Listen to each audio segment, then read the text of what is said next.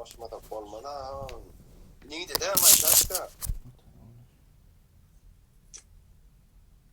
Ne ülmen gitmen yaşap görsün ben sağlıklanır diye ama hiç admin hatta Efire sana kon men açayın hem adminle kovdur yaşap görünürler her kimden tam staff öyleden var mı? Alo. Oha, karışa sen yüzün var oyunda men Karaş burma sen yüzün var oyunda akıl diyen vaktin yüzün ne kilap kolya gör oyun karaş. Hava karışa burma.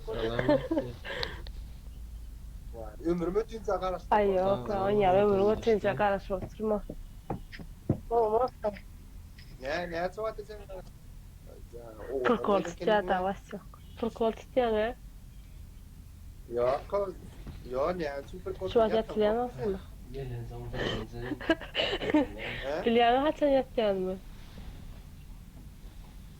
Evet sen tatsın karada atar o ya. Sen Türk öyle. Pazizin tatsın kara olmadı Palwan.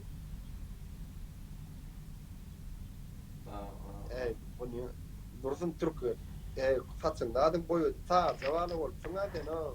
Sen Türk ölmeken. Sen Türk ölmeken men gördün mü?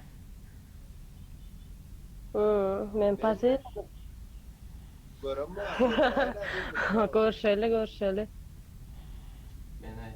Bağlam diyara bak. Şu at gülyan meser etme. Kahardan sinirimden gülyan. Bak kahar sen mi? Bilyana. Bilyana. He? Bilem mi? Kahar sen mi? Bu da aşkı. Gowula ödüne hili. O kulor işler. Bu da aşkı. O sen sorudun bana. Bollu şu mi? Tek konum mu? Ha. Ya ama gülüyor böyle kendinle. Yo bu soru men sana verdim da bunu yana cevap almadım senden. Da bunu sordum sen söyleyip gördün mü diye senden. Kuat, bom berat, ödüm bom canım. Hem katma saya dediğin bir film lazım. Kaçırayım o gayret dedim. Men mi yok kayıt hava var gayet tek gördüm onu almadan. Be. Ata. Ama prime benim mümkün sağlığım soruyan kan kita bu dan sağlığım soruyan kendine ya bunu live da yunga be olur. Yani o denna mümkün soruyan kan benim mon soğul turna sumatla. Nerede sen? Aksaray'da mı?